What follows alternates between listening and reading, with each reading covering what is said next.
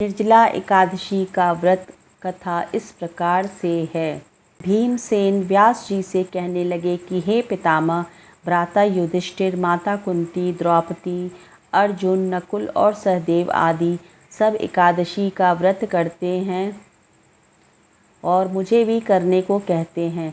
परंतु महाराज, मैं उनसे कहता हूँ कि भाई, मैं भगवान की शक्ति पूजा आदि तो कर सकता हूँ, दान भी दे सकता हूँ, परंतु बिना भोजन के नहीं रह सकता। इस पर व्यास जी कहने लगे कि हे भीमसेन, यदि तुम नरक को बुरा और स्वर्ग को अच्छा समझते हो तो प्रति मास की दोनों एकादशियों को अन्न मत खाया करो। भीम कहने लगे कि हे पितामह, मैं तो पहले ही कह चुका हूँ कि मैं भूख सहन नहीं कर सकता। यदि वर्ष भर में कोई एक ही व्रत हो तो वह मैं रख सकता हूँ, क्योंकि मेरे पेट में वृक नाम वाली अग्नि है, सो वो भोजन के बिना शांत नहीं हो सकती है। भोजन करने से वह शांत रहती है। इसलिए पूरा उपवास तो क्या, एक समय भी बिना भोजन के कठिन रहता है।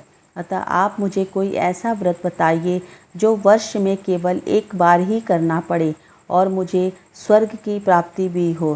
श्री व्यास जी कहने लगे कि हे पुत्र, बड़े बड़े ऋषियों ने बहुत शास्त्र आदि बनाए हैं, जिनसे बिना धन के थोड़े परिश्रम से ही स्वर्ग की प्राप्ति हो सकती है।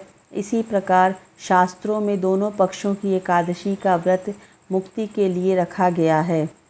व्यास जी के वचन सुनकर भीमसेन नरक में जाने के नाम से भयभीत हो गए और काँपकर कहने लगे कि अब मैं क्या करूं? मास में 2 व्रत तो मैं कर ही नहीं सकता।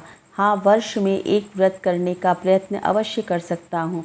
अतः वर्ष में एक दिन व्रत करने से यदि मेरी मुक्ति हो जाए तो ऐसा कोई व्रत बतलाइए। यह सुनकर वेदव्यास जी कहने लगे, वृषभ और मिथुन की संक्रांति के बीच ज्येष्ठ मास के शुक्ल पक्ष की जो एकादशी आती है उसका नाम निर्जला है। तुम उस एकादशी का व्रत करो। इस एकादशी के व्रत में स्नान और आचमन के सिवा जल वर्जित है। आचमन में 6 मासे से अधिक जल नहीं होना चाहिए, अन्यथा वह मद्यपान के सदृश हो जाता है। इस दिन भोजन नहीं करना चाहिए, क्योंकि भोजन करने से व्रत नष्ट हो जाता है। यदि एकादशी को सूर्योदय से लेकर द्वादशी के सूर्योदय तक जल ग्रहण न करे तो उसे सारी एकादशियों के फल का प्राप्त होता है। द्वादशी को सूर्य उदय से पहले उठकर स्नान आदि करके ब्राह्मणों को दान आदि देना चाहिए। इसके पश्चात भूखे और सत्पात्र ब्राह्मण को भोजन कराकर फिर आप भोजन कर लेना चाहिए। इसका फल पूरे एक वर्ष की संपूर्ण एकादशियों के बराबर होता है। व्यास जी कहने लगे कि हे भीमसेन, यह मुझको स्वयं भगवान ने बताया है। इस एकादशी का पुण्य समस्त तीर्थों और दानों से अधिक है। केवल एक दिन मनुष्य निर्जल रहने से पापों से मुक्त हो जाता है। जो मनुष्य निर्जला एकादशी का व्रत करते हैं उनकी मृत्यु के समय यमदूत आकर नहीं घेरते हैं, वरन भगवान के पार्षद उसे पुष्पक विमान में बिठाकर स्वर्ग को ले जाते हैं। अतः संसार में सबसे श्रेष्ठ निर्जला एकादशी का व्रत है, इसलिए यत्न के साथ इस व्रत को करना चाहिए। उस दिन ओम नमो भगवते वासुदेवाय मंत्र का उच्चारण करना चाहिए और गोदान करना चाहिए। इस प्रकार व्यास जी की आज्ञानुसार भीमसेन ने इस व्रत को किया।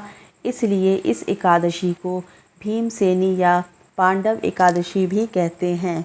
निर्जला एकादशी करने से पूर्व भगवान से प्रार्थना करें कि हे भगवान, आज मैं निर्जला व्रत करता हूँ, दूसरे दिन भोजन करूँगा। मैं इस व्रत को श्रद्धापूर्वक करूँगा, अतः आपकी कृपा से मेरा यह व्रत संपूर्ण हो, मेरे सब पाप नष्ट हो जाएं। इस दिन जल से भरा हुआ एक घड़ा वस्त्र से ढककर स्वर्ण सहित दान करना चाहिए। मनुष्य इस व्रत को करते हैं उनको करोड़ पल सोने के दान का फल मिलता है, और जो इस दिन यज्ञ आदि करते हैं उनका फल तो वर्णन ही नहीं किया जा सकता है। इस एकादशी के व्रत से मनुष्य विष्णु लोक को प्राप्त होता है। जो मनुष्य इस दिन अन्न खाते हैं वे चांडाल के समान होते हैं, वे अंत में नरक में जाते हैं। जिसने निर्जला एकादशी का व्रत किया है वह चाहे ब्रह्म हत्यारा हो, मद्यपान करता हो, चोरी की हो या गुरु के साथ द्वेष किया हो, मगर इस व्रत के प्रभाव से स्वर्ग को जाता है। हे कुंती पुत्र, जो पुरुष या स्त्री श्रद्धापूर्वक इस व्रत को करते हैं उन्हें अग्रलिखित कर्म करने चाहिए। प्रथम भगवान का पूजन, फिर गोदान, ब्राह्मणों को मिष्ठान व दक्षिणा देनी चाहिए तथा जल से भरे कलश का दान अवश्य करना चाहिए। निर्जला एकादशी के दिन अन्न का दान करें, वस्त्र दान करें, जूता, चप्पल, छाता, पंखा आदि का दान बहुत ही महत्वपूर्ण माना जाता है। जो मनुष्य भक्ति पूर्वक इस कथा को पढ़ते हैं या सुनते हैं उन्हें निश्चय ही स्वर्ग की प्राप्ति होती है।